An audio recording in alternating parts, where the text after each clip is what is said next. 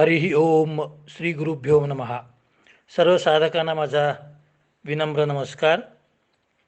मुंडकोपनिषदेतला पहिला खंड आपण पाहतो आहोत.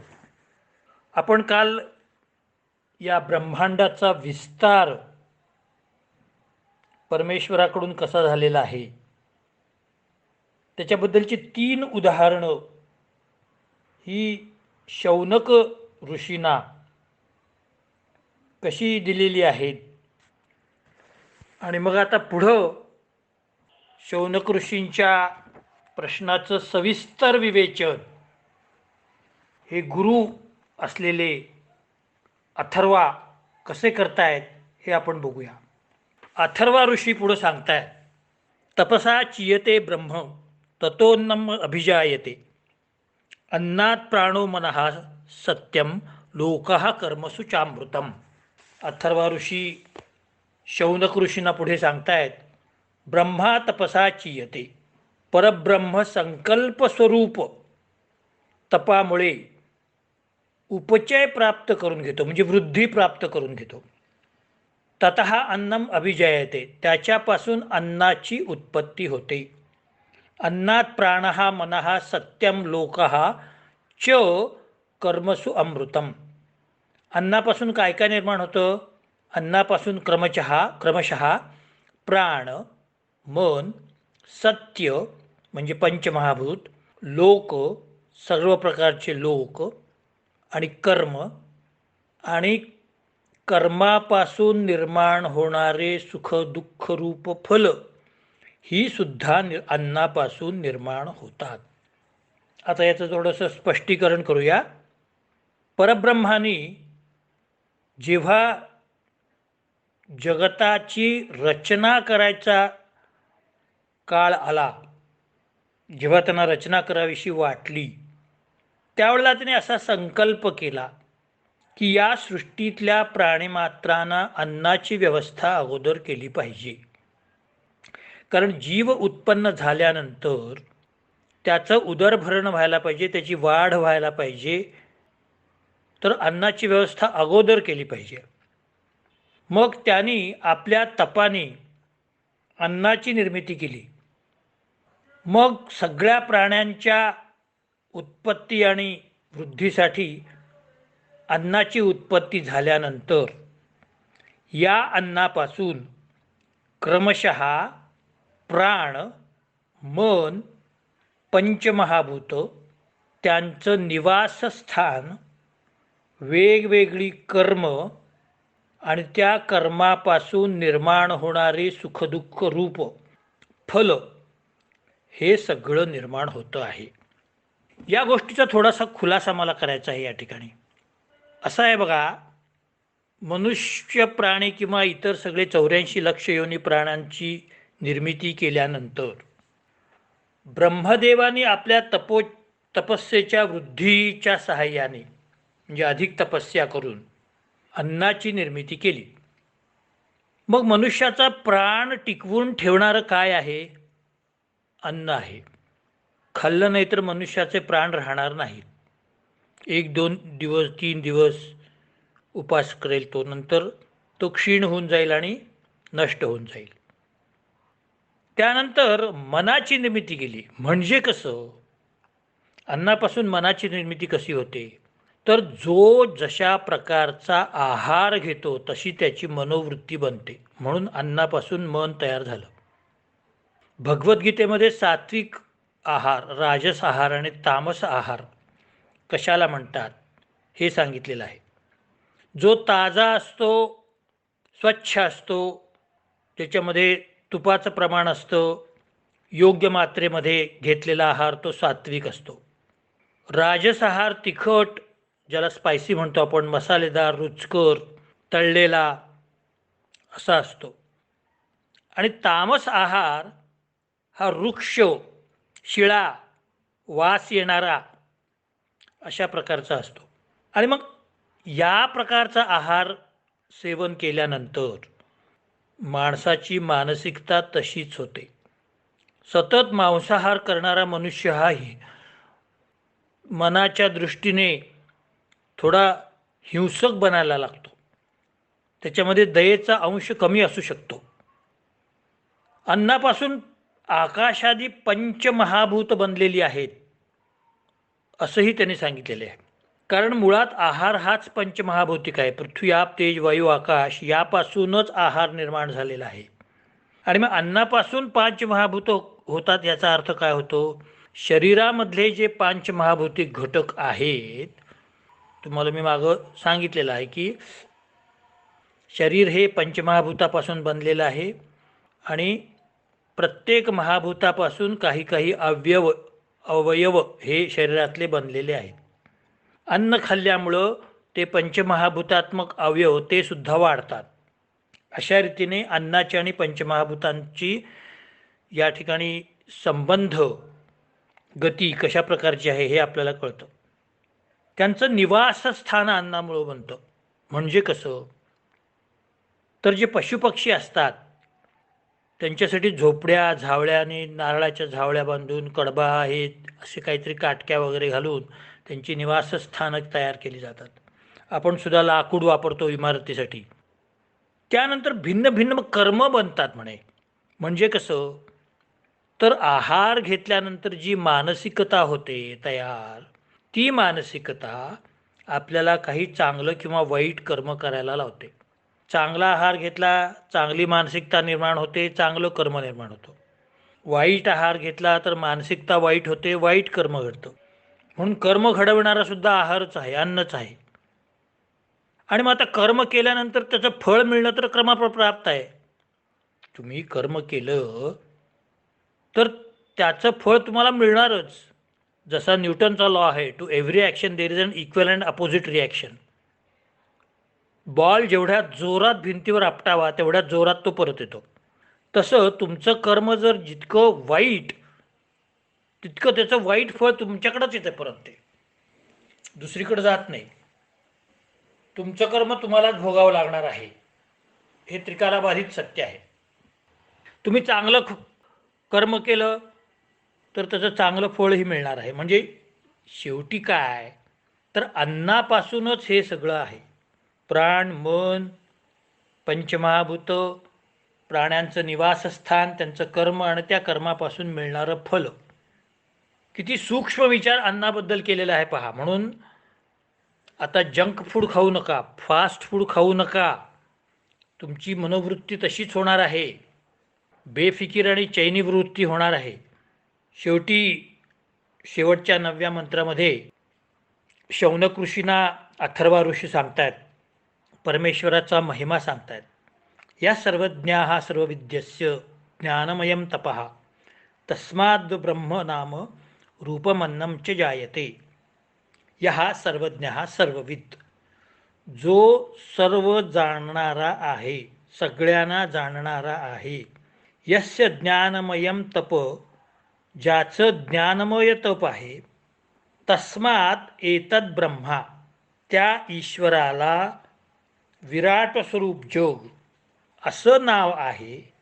तसं विराट त्याचं रूप आहे आणि त्याच्यापासून हे अन्न तयार होतं. या परमेश्वराचा महिमा सांगताना अथर्वा ऋषी शौनक मुनींना या शेवटच्या मंत्रामध्ये सांगतायत या खंडातल्या, की संपूर्ण जगाचे जे कारण आहेत, ज्यांनी हे जग निर्माण केलं, ते पुरुष परमेश्वर विशेष रूपाने सगळ्यांना जाणतात. मनुष्याला निर्माण झालेल्या जगासाठी काही कष्ट सहन करायला लागत नाही. सगळं निर्माण केलेलं आहे परमेश्वराने. त्याला फक्त आपल्यापुरते कष्ट करावे लागतात. आहार हा अगोदरच उत्पन्न केलेला आहे, तो फक्त वेळेवर काढून घ्यायचा, एवढंच फक्त आपल्या हातात आहे. शौनक ऋषींनी असं विचारलं होतं की ज्याच्या जाणण्यामुळे हे सगळं ज्ञान होऊ शकतं, हे ज्ञान होण्यासाठी आधी कुणाला माहीत करून घ्यायला पाहिजे, अगोदर कुणाला जाणायला पाहिजे. काय माहीत करून घेण्यासाठी? ही सृष्टी कशी निर्माण झाली, हे अन्न, प्राण, मन, पंचमहाभूत, प्राण्यांचं निवासस्थान, प्राण्यांचं कर्म आणि त्यांचं सुखदुःख रूप, या सगळ्या गोष्टी कशा निर्माण झाल्या याचं उत्तर त्या परब्रह्मापासून निर्माण झाल्या एवढंच नाही आहे. हे ज्यांनी उत्पन्न केलेलं आहे त्या परब्रह्माला सुद्धा जाणलं पाहिजे आपण. तो परब्रह्म कसा आहे हे सुद्धा जाणलं पाहिजे, असं शौनक मुनींना अथर्वा मुनी सांगतायत. माझं पालन पोषण केलं, माझ्या शाळेची फी भरली, मला नवीन नवीन कपडे आणले, मला शिकवलं, माझ्यावर चांगले संस्कार केले, ते आईवडिलांनी केले. बास, इतकंच जाणून उपयोग नाही. माझ्या आईवडिलांबद्दल सुद्धा मी सगळं जाणलं पाहिजे. त्यांनी किती कष्टात आयुष्य काढलं, आत्ता त्यांना मला शिकवण्यासाठी किती काटकसर करावी लागते, ते कोण आहेत, त्यांना किती निरनिराळ्या प्रकारचं टेन्शन असतं, किती काम असतं, हे सगळंसुद्धा जाणायला पाहिजे. तसं हे मन, प्राण, अन्न, हे निवासस्थान, कर्म, फलं, हे सगळं ठीक आहे. हे परमात्म्याने निर्माण केलं इथपर्यंत ठीक आहे, हे काय कोणीही सांगू शकेल. पण हा परब्रह्म आहे कसा, कोण आहे, हे तत्व आहे, हे जाणायला पाहिजे, असं शौनक ऋषींना अथर्वा ऋषीने सांगितलेलं आहे. आणि या ठिकाणी मुंडकोपनिषदेतला पहिला खंड संपलेला आहे. आता द्वितीय खंडात काय म्हणतात बघूया. द्वितीय खंडामध्ये परा आणि अपरा या दोन विद्यांबद्दल चर्चा केलेली आहे. तदेत सत्यम मंत्रेषु कर्माणि कवयो यान्न पश्यांस्थानी त्रेतायां बहुसंततानि तान्याचरत नियतं सत्यकामा एषवः पंथाः सुकृतस्य लोके. तत् एतत् सत्यम, हे सत्य आहे की काय, कवयः बुद्धिमान ऋषींनी, यानी कर्माणि मंत्रेषु अपश्यन, ज्या कर्मांना वेदमंत्रामध्ये पाहिलेलं आहे, तानी त्रेतायां बहुधा संततानी, ते तिन्ही वेदामध्ये व्याप्त आहे. सत्यकामाः तानी नियतम आचरथ लोके, हे सत्याला जाणणारे त्यांचं नियमपूर्वक अनुष्ठान करा. या मनुष्य शरीरामध्ये तुम्हाला हा शुभकर्म फल देणारा एकमेव मार्ग आहे. आता मुंडकाच्या दुसऱ्या खंडातला पहिला श्लोक, त्यामध्ये असं सांगतायत की बुद्धिमान महर्षींनी सर्वसामान्य लोकांना जे निरनिराळ्या प्रकारचे वेदमंत्र सांगितलेले आहेत, ते वेदमंत्र त्यांनी प्रत्यक्ष पाहिलेले आहेत आणि मग त्या वेदमंत्रांचं विस्तारपूर्वक वर्णन केलेलं आहे. जसं भगवद्गीतेतल्या 4थ्या अध्यायातल्या 32व्या श्लोकात म्हटलेलं आहे, एवं बहुविधा यज्ञा वितता ब्रह्मणे मुखे कर्मज्ञान विद्धितांसने ज्ञात्वा विमोक्षसे. अशा पुष्कळ प्रकारच्या यज्ञांचा विस्तार ब्रह्ममुखात केलेला आहे. ते सर्व सकाम कर्मापासून उत्पन्न झालेले आहेत. हे लक्षात ठेव हे अर्जुना, त्यातील तत्व तू अनुभवल्यावर मोक्ष मिळवशील. भगवंत काय सांगतायत, ऋग्वेद, यजुर्वेद आणि सामवेद मधले जी मंत्र आहेत, ती मंत्र, ते सगळे मंत्र बुद्धिमान महर्षींनी यज्ञासाठी, आपल्या उन्नतीसाठी आणि मनुष्य जातीच्या उन्नतीसाठी जाणून घेतलेले आहेत. यामध्येच मनुष्याच्या उन्नतीचा मार्ग दाखवून दिलेला आहे. इतर चतुष्पाद प्राण्याप्रमाणे मनुष्य योनीला राहून चालणार नाही. मनुष्याला सगळ्यात जास्त बुद्धी दिलेली आहे, त्यामुळं त्याच्या उन्नतीचा मार्ग सुंदर आहे. तो मार्ग या वेदमंत्राच्या आणि यज्ञादी कर्माच्या सहाय्याने मनुष्याने अंगीकारला पाहिजे आणि काही शुभकर्म केली पाहिजेत. इतर प्राण्याप्रमाणे नुसतं आळस आणि भोग यामध्येच आयुष्य व्यतीत केलं नाही पाहिजे. वेदमंत्राचा प्रभावच असा आहे की तो मनुष्याची उन्नती घडवून आणतो. अशा प्रकारची चर्चा ह्या ऋषींमध्ये काही चाललेली आहे. पुढच्या दुसऱ्या मंत्रात सांगतात, वेदोक्त अनेक कर्मांमुळं काय होतं हे सांगतात. त्यामध्ये पहिल्यांदा अग्निहोत्राबद्दल बोलतात. यदा लेलायते हर्चिः समिद्धे हव्यवाहने तदाज्य भागवंतरेण आहुती प्रतिपादयेत.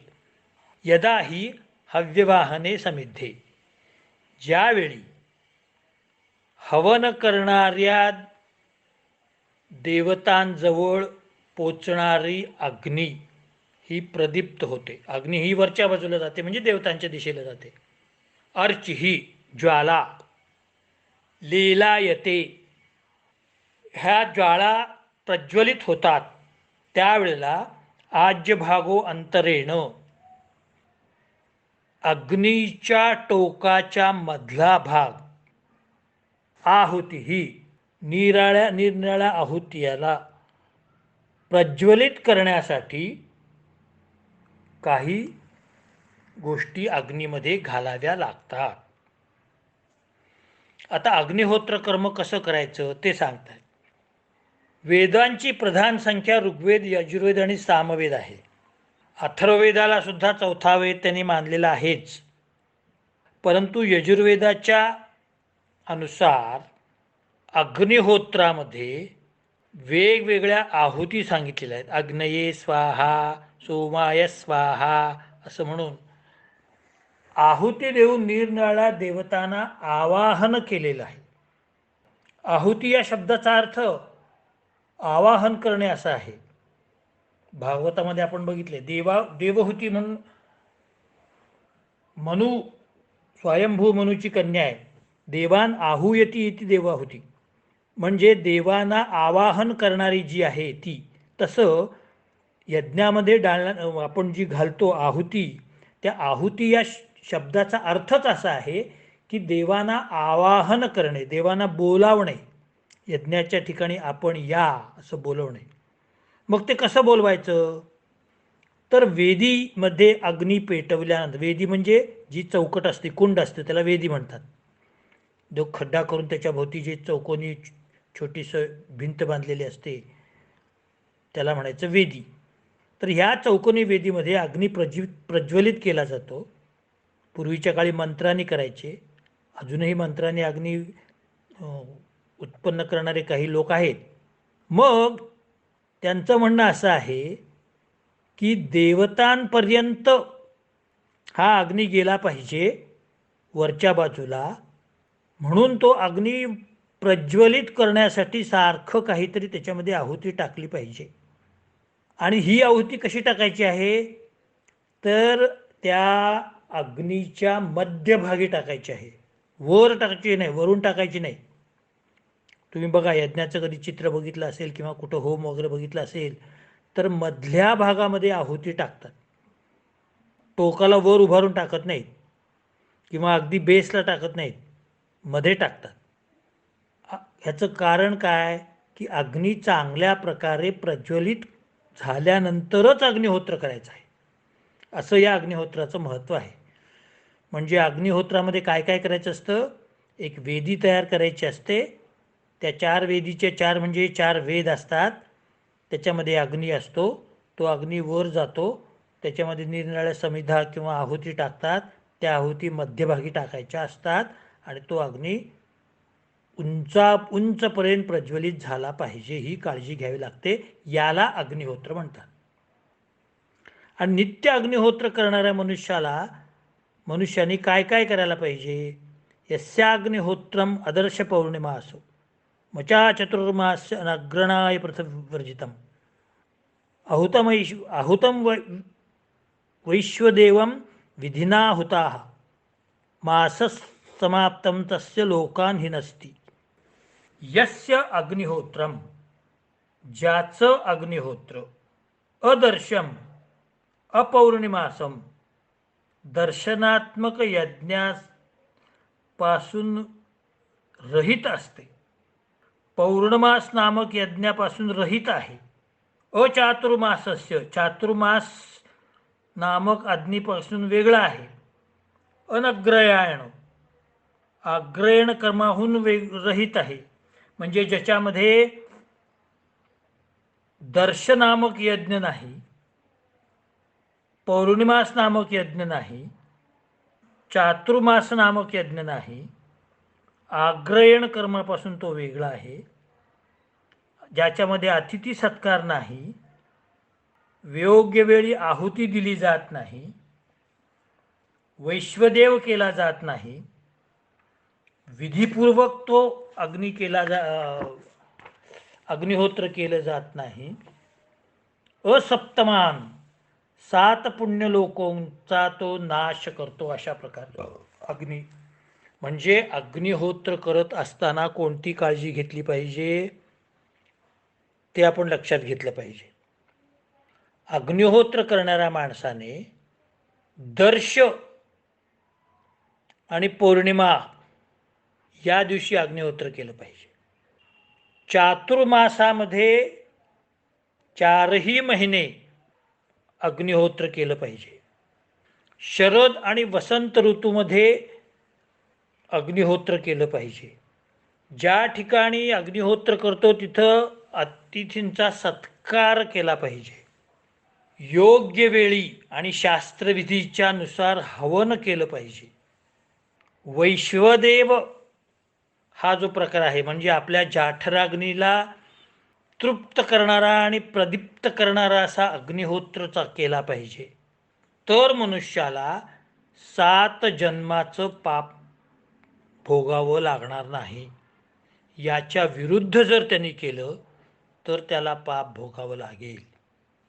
आणि जर या पद्धतीने त्यांनी केलं म्हणजे दर्श प्रत्येक अमावस्येला, प्रत्येक पौर्णिमेला, प्रत्येक दर्श अमावस्येला, प्रत्येक पौर्णिमेला, चातुर्मासातल्या प्रत्येक महिन्याला, शरद आणि वसंत ऋतूमध्ये प्रत्येक महिन्याला विधिपूर्वक योग्य वेळी आहुती घालून शास्त्रानुसार अतिथींचा सत्कार करून आणि वैश्वदेव कर्म करून, म्हणजे जाठराग्नीला प्रदीप्त करून जर अग्निहोत्र केलं तर त्याला 7 जन्माचं पुण्य मिळतं.